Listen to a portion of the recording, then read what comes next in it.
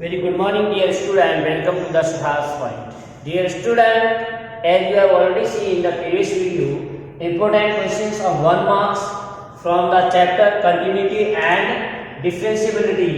Now today we have to discuss 4 marks important question from the chapter Continuity and Differentiability. So you see what type of the question will ask in the board examination. In the point of view board examination, this is very important video, so please watch this very carefully and you have to check the important question, how we have to solve it and what are important questions asked from this chapter that we have to discuss.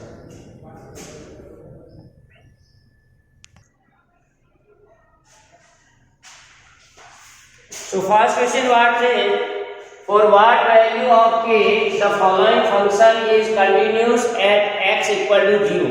तो इस तरह का एक question अक्सर board में आता है, continuity and differentiability, या फिर इस टाइप का आएगा, दोनों में से कोई एक तो जरूर आएगा।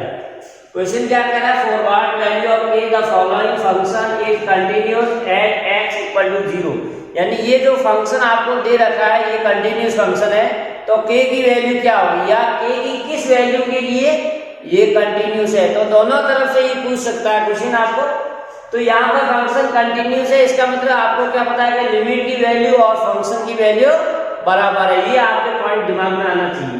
तो function is a continuous, that why we can say limit value and function value should equal, बस इतना सा याद रखना है, clear. So here you can write we have solution, we have value of the function at the point, हमारा को कौन से पॉइंट पे चेक करना है, 0 पे, तो हम लिखेंगे value of the function at the 0। अब यहाँ पर देखिए when x equal to 0 value of the function is k, so that is important. तो यहाँ f0 इक्वल टू क्या हो गया, k, ये आपको दे रखा है, right, this is already given. अब यहाँ पर क्वेश्चन क्या, जैसे ही इंपॉर्टेंट चीज है आपको ध्यान में रखनी है कि अगर आपको x not equal to 0 function की वैल्यू दे रखी है तो आपको लेफ्ट हैंड लिमिट और राइट हैंड लिमिट अलग अलग निकालने की जरूरत नहीं है, क्योंकि दोनों ही इक्वल होंगी। लेकिन कई बार क्या होता है, जैसे x ग्रेटर देन 0 दे रखा है आपको फंक्शन की वैल्यू और x लेस देन फंक्शन की वैल्यू कुछ और दे रखी है, तो आपको लेफ्ट हैंड लिमिट और राइट हैंड लिमिट निकालनी है, ठीक है ना। ये हमेशा आपको पॉइंट दिमाग में रखना है, बहुत ही इंपॉर्टेंट है। जब आपको x नॉट इक्वल टू दे रखा है तो डायरेक्ट आप लिमिट ऑफ फंक्शन निकाल सकते हो, लेकिन जब x लेस देन 0 कुछ और फंक्शन दे रखा है, x ग्रेटर देन कुछ और फंक्शन दे रखा, फंक्शन दे रखा मतलब फंक्शन की वैल्यू दे रखी, तो आपको सेपरेटली लेफ्ट हैंड लिमिट और राइट हैंड लिमिट निकालनी, इसमें निकालने की जरूरत नहीं है। So we find here limit also limit x tends to 0 fx, this we want to find. So limit x tends to 0. Now function will be 1 minus cos 4x upon 8x square। तो यहाँ पर आपको left और right limit नहीं है तो h में convert नहीं करना, ये भी इंपॉर्टेंट चीज है। कई बच्चे इसमें कंफ्यूज हो जाते हैं कि सर हमने इसको h में कन्वर्ट नहीं किया, क्योंकि यहाँ हम 0 प्लस लिख रहे हैं और जहाँ ही 0 माइनस, तो जब भी आप 0 प्लस और 0 माइनस लिखते हैं तो x में कन्वर्ट करना है, अदरवाइज x में ही कैलकुलेट करना है। अब आपको 11th क्लास में पढ़ा है लिमिट को हम कैसे सॉल्व करेंगे, 0/0 फॉर्म में है, क्योंकि cos 0 वैल्यू 1 होती है, 1 माइनस 1 0/0, तो इसको हटाने के लिए आपको ट्रिग्नोमेट्रिक फॉर्मूले यूज करने हैं। तो जैसे 1 माइनस cos x क्या होता है, 2 sin स्क्वायर x/2, या 1 माइनस cos 2x क्या होता है, 2 sin स्क्वायर x, तो 1 माइनस cos 4x क्या होगा, 2 sin स्क्वायर 2x, राइट। तो ये आपको फॉर्मूले अच्छी तरह से याद होना चाहिए, तभी ये सॉल्व हो पाएगा। Now 1 minus cos 4x we can write as limit x tends to 0 2 sin square 2x using formula which is equal to limit x tends to 0 sin 2x upon 4x,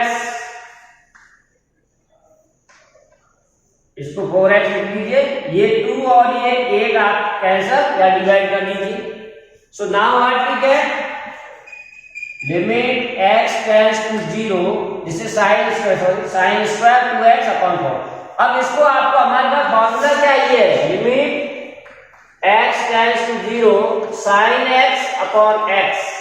इसकी वैल्यू 1 होती है, 11th class में हमने पढ़ा है, तो इस form में लाना है। तो हम इसको कैसे लिखेंगे? sin 2x upon 2x its whole square. Now see 2 square that is 4, x square, ये sin square, sin का स्क्वायर है तो उसको हमने होल लिख दिया। So we get now either you can write as x tends to 0 then 2x tends to 0. So you may also write in this form or you may write direct 1. आप चाहे तो इसको इस फॉर्म में भी लिख सकते हो, sin 2x upon which is equal to 1. Using this formula limit x tends to 0 sin x upon x, तो ये 1 होती है तो ये भी 1 होगी। यहाँ पर हमने क्या किया, अगर x 0 है तो 2x भी 0 है। 2x क्यों लिया? क्योंकि हमारा थीटा है वो 2x है, यहाँ थीटा सेम होना चाहिए, x, यहाँ 2x, 2x।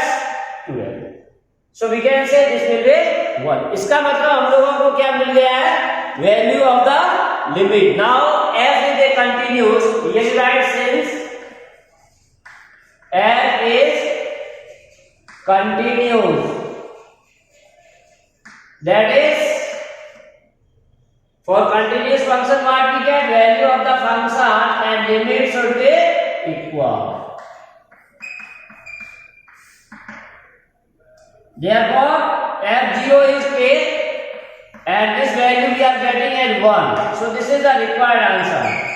So required answer k equal to 1.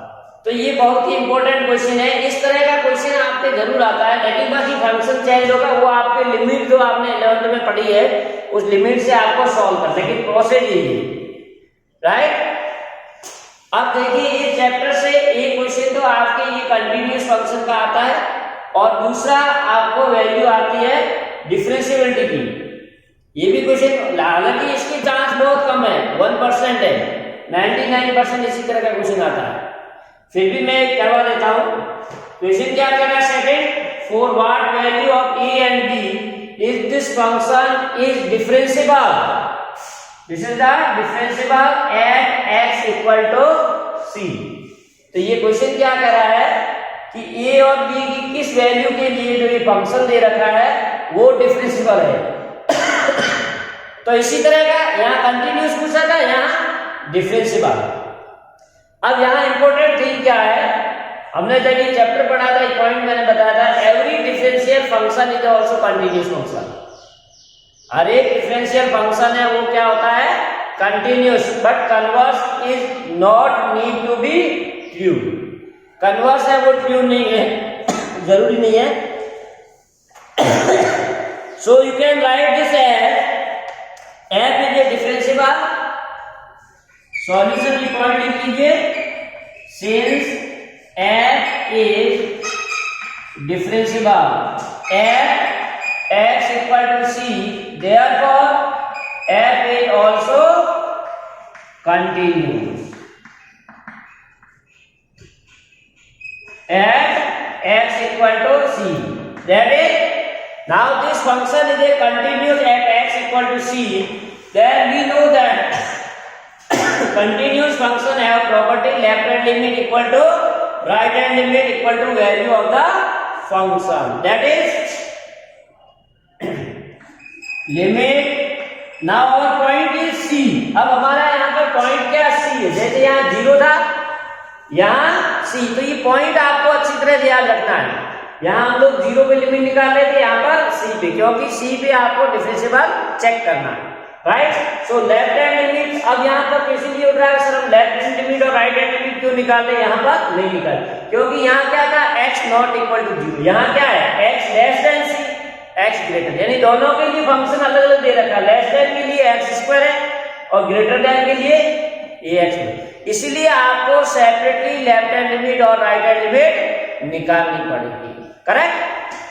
So left hand limit means here minus, तो लेफ्ट हैंड लिमिट देखो, आप सीधा लिखो limit x tend to c minus fx should be equal to limit x tends to c plus fx should be equal to the value of the function at that point, right? तो ये आपको लिखना है। अब देखिए इसमें left hand limit में c है तो इसको हटा देंगे हम h करेंगे, क्योंकि माइनस अंदर जब भी होता है तो हम h में लेते हैं। तो ये क्या हो जाएगा, लिमिट h टेंड्स टू 0, हमने h टेंड्स टू 0 लिया तो x क्या होगा, c माइनस h। यहां पर भी हम क्या करेंगे, लिमिट h टेंड्स टू 0 लेंगे तो c plus h equal to f। अब यहां से फंक्शन की वैल्यू रखी, जब फंक्शन c से छोटा है तो हम लोग ये लेंगे x स्क्वायर। अब x की जगह क्या है, c minus h whole square. So limit h tends to 0 c minus h whole square, और यहाँ c प्लस आता है, x अगर प्लस में या c से बड़ा है तो क्या लेंगे, ax प्लस b। अब यहाँ लिमिट h टेंड्स टू 0, अब x की जगह c प्लस h रखना है, इसमें जो x है उसकी जगह हमको c प्लस h रखना, तो क्या हो जाएगा, a c plus h minus, अब fc का भी वैल्यू रख दीजिए, value of the function eight c, यहां दे रखा है when x is also equal to c, जब c के बराबर है x तो फंक्शन की वैल्यू x स्क्वायर, x मतलब c है यहाँ, तो ये c स्क्वायर। नाउ अब यहाँ h पुट कर दीजिए, h as 0 to remove the limit हटाने के लिए h की वैल्यू 0 रखिए तो c माइनस 0 होल स्क्वायर यानी c स्क्वायर आएगा, और यहाँ पर भी रखिए a c plus 0 equal to c, अच्छा p दिए ना plus b, this is plus b is also here plus b, this is b is also here, so we get c h 0 हो जाएगा, a c plus h 0 then plus b। तो finally देखो left side में इधर c square है, इधर c square, बीच में क्या है, ac प्लस b। तो फाइनली यहां से हमको क्या रिजल्ट मिल गया है, ac plus, this is ac 0 plus b equal to c। ये आपका इक्वेशन 1 हो गया, we get what, ac plus b। तो ये तो हमने कंटिन्यूस से किया, लेकिन हम अभी तक हमको वैल्यू नहीं मिली है a और b की। तो अब हम सेकंड कंडीशन लेंगे कि फंक्शन डिफरेंशिएबल है, तो यहां लिखोगे since f is differentiable at x equal to c। तो आपको पता है कोई भी फंक्शन अगर डिफरेंशिएबल है तो हमने क्या किया था, left hand derivative is equal to right hand derivative at that point, LF dash c, LF dash c means the left hand derivative of the function at the given point, and RF dash c means right hand derivative of the function। तो जब भी function differentiable check करना है या दे रखा है तो आपको क्या करना है, लेफ्ट हैंड डेरिवेटिव और राइट हैंड डेरिवेटिव को इक्वल रखना है। जैसे यहाँ कंटिन्यूअस था हम लिमिट लेते थे, यहाँ अगर डिफरेंशिएबल है तो left hand derivative and right hand derivative. अब हमने फर्स्ट प्रिंसिपल मेथड से पढ़ा है, लेफ्ट हैंड डेरिवेटिव को हम कैसे लिखते हैं, limit h tends to 0 f of c minus h minus fc upon minus h, और राइट हैंड डेरिवेटिव को हम लिखते हैं, फार्मूला है फर्स्ट प्रिंसिपल का, f c plus h minus fc upon h। ये मैंने फार्मूला लिखा है left hand derivative and right hand derivative, ठीक है ना। फर्स्ट प्रिंसिपल है, बस डिफरेंस क्या है, अगर लेफ्ट हैंड है तो ये माइनस में आएगा h दोनों, और राइट हैंड तो प्लस में h आएगा, बाकी दोनों सेम। अब इसी को हम इस फंक्शन से रिलेट करेंगे, ठीक है ना, fc plus c minus h और fc प्लस h। तो देखिए लिमिट, तो ये भी एक तरह से लिमिट ही आपको निकालनी है। अब c माइनस h यानी c से छोटा है तो क्या फंक्शन x स्क्वायर मतलब यहाँ पर c माइनस h स्क्वायर, दाव माइनस fc। अब c के इक्वल है तब क्या है, xc इक्वल टू c, तो c स्क्वायर हो जाएगा अपॉन माइनस h। इसी तरह से राइट हैंड डेरिवेटिव को हम लेंगे, लिमिट h टेंड्स टू 0। अब c प्लस h है, अगर प्लस है या c ज्यादा c से तो फंक्शन क्या है, ax प्लस b, तो x की जगह ये आ जाएगा, तो हमारा हो जाएगा a C plus H plus B minus F C अगर सी स्क्वायर। तो ये क्वेश्चन बहुत ही इंपॉर्टेंट है, और टाइप का क्वेश्चन है, कम पूछने के चांस रहते, लेकिन जब आ जाता तो आपको अच्छी तरह से करना पड़ेगा। अब इसको सॉल्व कर लीजिए, लिमिट एच टेंड्स टू 0। अब यहाँ एच की वैल्यू 0 पुट करोगे, ठीक है ना। After solving then you put the value as a 0। तो इसको आप खोलोगे, ब्रैकेट में क्या आएगा, C square plus H square minus 2ch minus C square upon minus H limit H tends to 0। अब इसको देखो, यहां से आपको वैल्यू पुट करनी पड़ेगी। तो ये क्या हो जाएगा, ए सी प्लस बी हम अलग ले लेते हैं, और ये हो जाएगा A H minus C square upon H. ये बहुत ध्यान से आपको कैलकुलेट करना है लिमिट। नाउ से अब देखिए, ये सी स्क्वायर और माइनस सी स्क्वायर कैंसिल हो जाएगा, तो यहां पर क्या रह जाएगा ऊपर, limit H tends to 0 H square minus 2ch upon H. अब राइट साइड में देखिए, लिमिट एच टेंड्स टू 0, यहां पर ac प्लस बी है, इसकी जगह हम 1 से ले सकते हैं सी स्क्वायर, क्योंकि इसको हटाना पड़ेगा। ये ac प्लस बी की जगह क्या लिख सकते हैं, C square, ac plus B. So we write here C square plus ah minus C square upon H to remove 0 by 1 मैंने लिख दिया ये, राइट। अब देखिए, मैं यहां लिख रहा हूं इसको,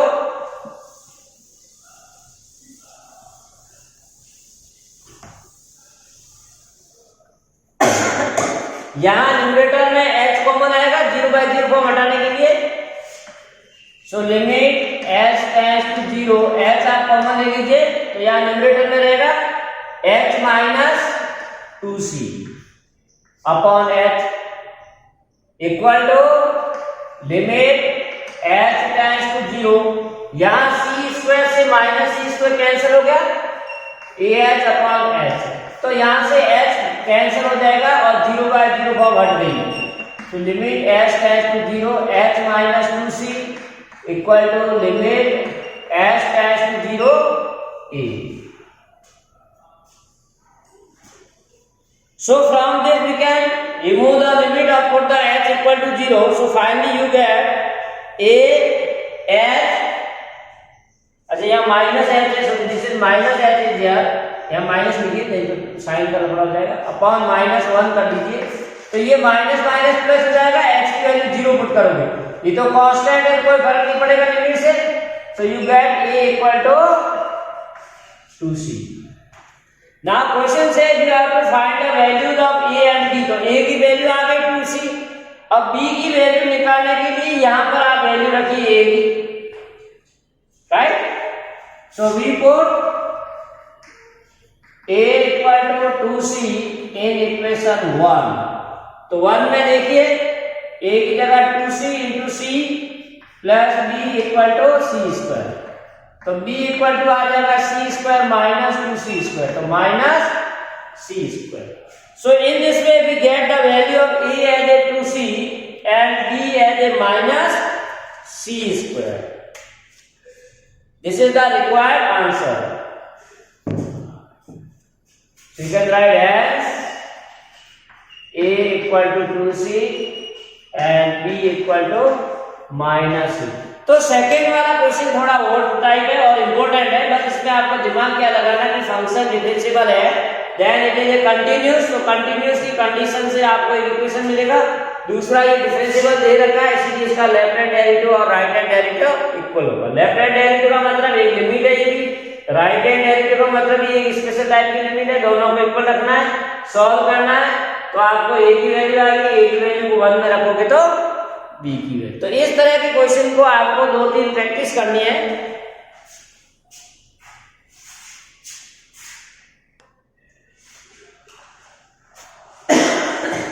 So problem is verify Lagrange mean value theorem for the given function at the or in the given interval. So interval is x belongs to 1 to 3 and we are given the function.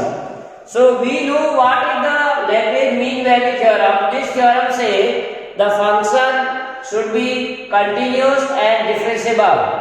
Then there exists a C such that f dash c equal to f minus fa upon b minus a. This is the statement that c will be belongs to the given interval. Right? So here you can write in solution we write here function is x plus 1 by x and x belongs to the closed interval 1 3. Clear? So now fx is a rational function and denominator x is not 0. You can write here fx is a rational function. Rational हमने पढ़ा p by q form में. fx is a rational function and x is not equal to 0 in the given interval. Given interval में 0 नहीं है x 1 से 3 है. अगर 0 आता तो फंक्शन डिफाइन नहीं होता और डिफाइन नहीं होता तो ये कंटिन्यूअस नहीं होता. तो ये आपको ध्यान रखना है कि यह 1/x है, x not equal to 0 satisfied कर रहा है, इस इंटरवल में नहीं है. So you write here fx is a rational function and given at x not equal to 0 in 1/3. So this function is a continuous. As you know that every rational function is a continuous function. So first condition is satisfied. We can say fx is continuous in the closed interval 1 3. Right? Now we find the derivative of this function and you say either it is a differentiable or not. Also derivative of this function that is f dash x, x का derivative 1 और इसका 1/x square होगा. So which is also exist in the interval this. Right? So it exists for all x belongs to the open interval. हमारी जो condition है Lagrange mean value theorem function should be differentiable in open interval और continuous in closed interval. ये आपको interval भी अच्छी तरह याद रखना है कि जब भी कंटिन्यूअस की बात होगी तो क्लोज होना चाहिए, डिफरेंशिएबल के लिए open. So you can say therefore fx is differentiable in x belongs to 1/3. So second condition is also satisfied. Clear? First continuous, second differentiable. Now we can write here. So both condition of Lagrange mean value theorem are satisfied. So you can write here both the conditions of Lagrange mean value theorem are satisfied by fx. Then there exists a c which is belongs to the open interval 1 3. Right? C belongs to the closed interval 1 3. It may be 1 or it may be 3 or it may be lying between 1 and 3 such that c की value इस तरह से होगी f dash c that should be equal to fb minus fa upon b minus a. So this is the statement of the theorem. Now here f dash c, b means upper limit, value of the function at upper limit, a lower limit, this. So now we have to put this value. Now f dash x की value क्या है 1 minus 1. तो left side में हमारा क्या है f dash c. तो x की जगह c पुट कर दीजिए. So what we get f dash c that is इसकी वैल्यू डायरेक्ट में लिख रहा हूं c पुट करेंगे तो 1 minus 1/c। f3 value of the function eight 3, तो यहाँ 3 पुट करेंगे तो क्या हो जाएगा 3 + 1/3 माइनस f1, यहाँ 1 पुट करेंगे तो 1 + 1/1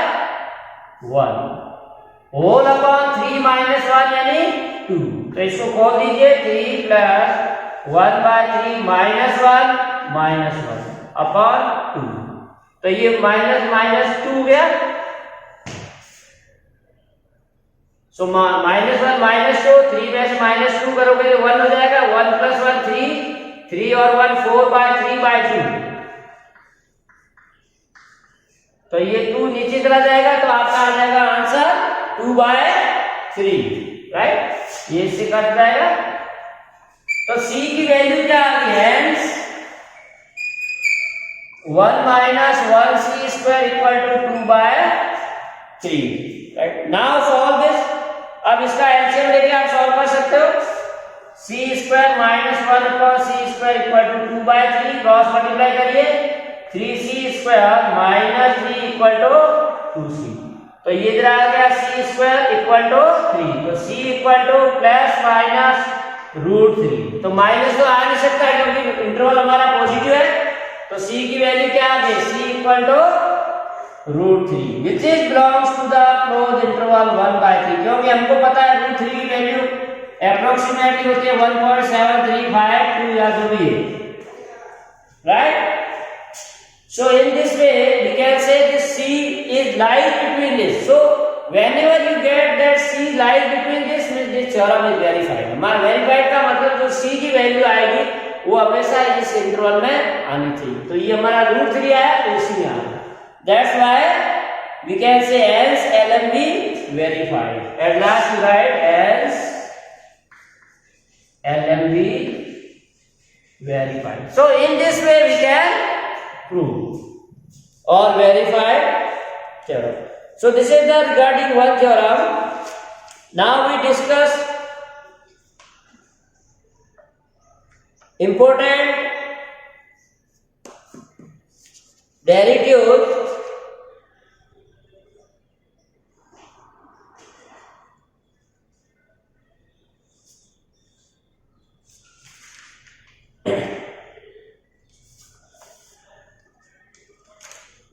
देखिए नेक्स्ट देखिए question number 4, express the equation, ये भी इंपॉर्टेंट कई बार आता है, इंपॉर्टेंट भी है और और टाइप का क्वेश्चन भी है, थोड़ा हार्ड भी है, तो जो और टाइप का क्वेश्चन है क्योंकि हम लोगों ने डेरिवेटिव इजी बहुत सारे किए हैं। एक्सप्रेस द इक्वेशन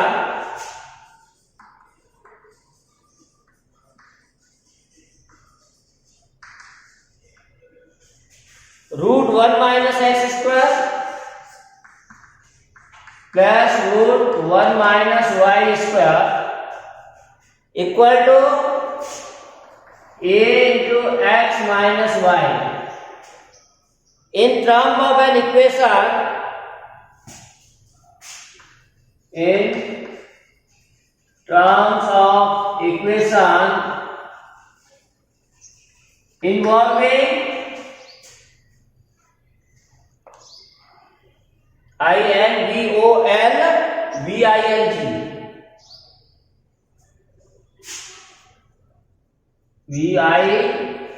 करेंगे, inverse trigonometric function, involving inverse trigonometric function, short में मैंने लिख दिया है ITF, inverse trigonometric function and hence prove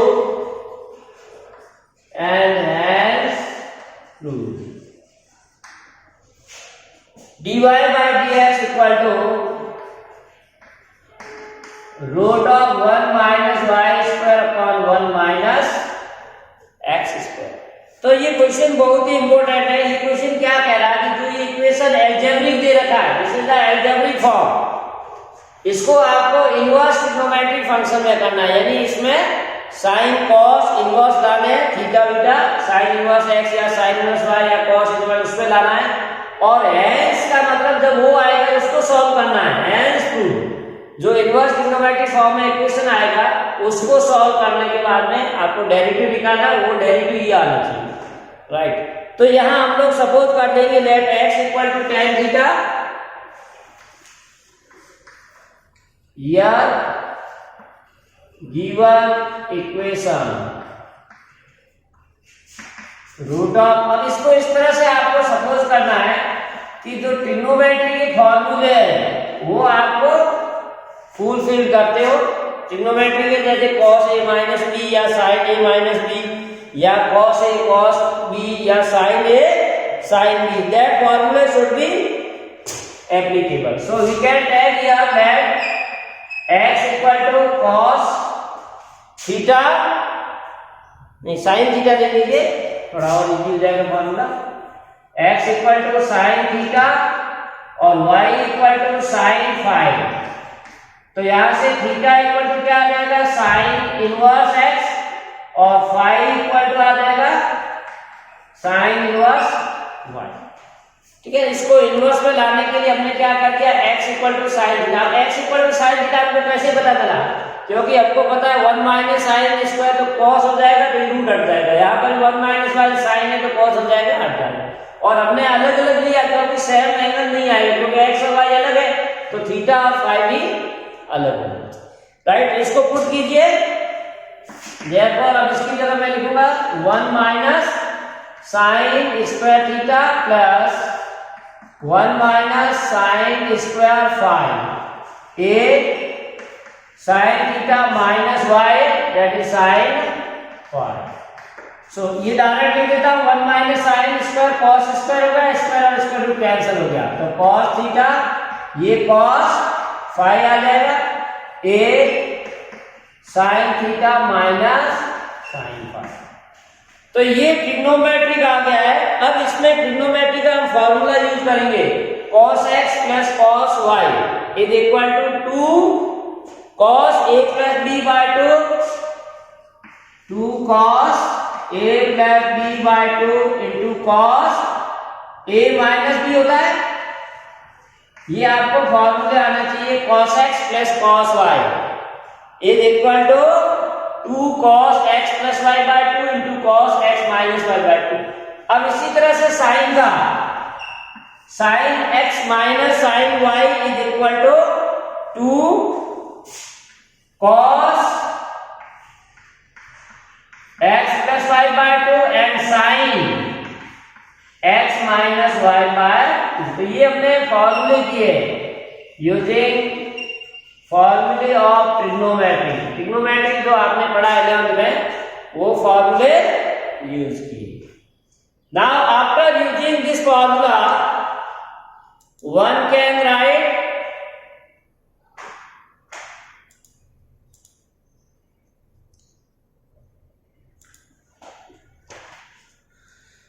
so now simplify, you get the value of a here।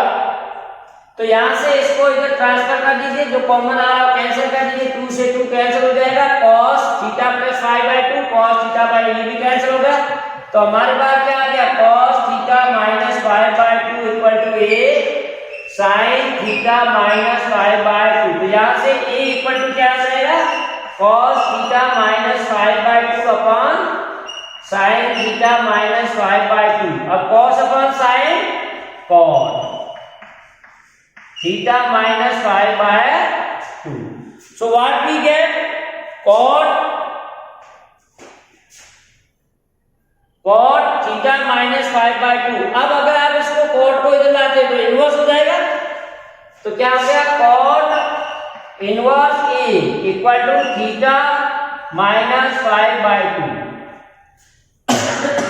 Now theta and phi we are supposing, so we can remove this, इसको वापस eliminate कर दीजिए, क्योंकि theta equal to sine inverse x हो जाएगा और phi equal to sine inverse y, और 2 को ले आइए, तो अब हमारा पास क्या हो गया, 2 cot inverse a equal to theta minus phi.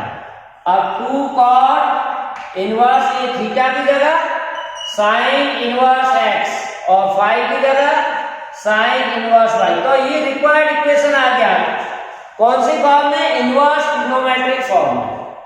ये जो इक्वेशन था वो हमने इनवर्स ट्रिग्नोमेट्रिक फंक्शन में लिख दिया है, right. Now again say has proved it. अब इसका डेरिवेटिव कर दी, differentiating this with respect to x। So when you are differentiating, you get the answer. Here this is a constant, you know. This total is a constant. So differentiating with respect to x, तो इसका तो zero हो जाएगा, मैं direct लिखता हूँ derivative x के respect में क्योंकि कांस्टेंट, और साइन इनवर्स x का डेरिवेटिव x के रेस्पेक्ट में तो 1/1 माइनस एक्स स्क्वायर होता है, और साइन इनवर्स y का भी डेरिवेटिव वही होगा, लेकिन वेरिएबल आपको चेंज करना पड़ेगा, dy बाय dx। तो ये माइनस वाले टर्म पूरे को दिलाइए, तो 1/√1 minus y square dy by dx equal to, अब ये y डिनोमिनेटर में इधर जाएगा तो राइट साइड में न्यूमरेटर में आ जाएगा, और ये हमको प्रूव करना है, √1 minus y square upon √1 minus x square. तो एक रूट ले लीजिए दोनों का numerator denominator. So dear student, in this way we get the result. So this is a very important how we solve the problem like this. So there are two or more problem are also given in the book NCERT also this, so that you have to go through.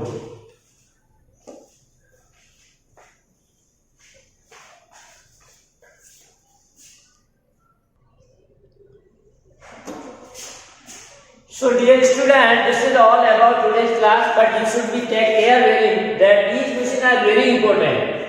You should solve these or similar to these you have to practice, so you can easily got the highest marks. So have a nice day.